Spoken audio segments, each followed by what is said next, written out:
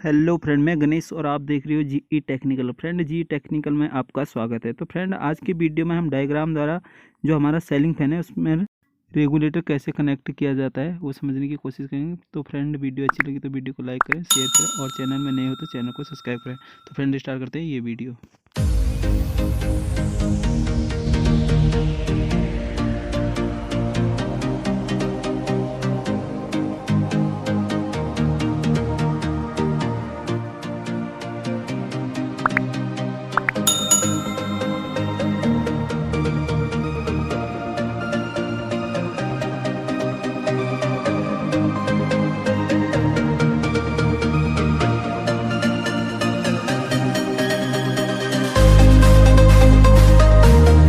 तो फ्रेंड, उम्मीद करते हैं आपको डायग्राम द्वारा समझ में आया होगा कि हम एक रेगुलेटर को फैन में कैसे कनेक्ट कर सकते हैं। तो फ्रेंड, वीडियो अच्छी लगी तो वीडियो को लाइक करें, शेयर करें और चैनल में नए हो तो चैनल को सब्सक्राइब करें। तो फ्रेंड, मिलते हैं एक नई वीडियो के साथ, तब तक के लिए धन्यवाद। फ्रेंड, आपका दिन शुभ हो।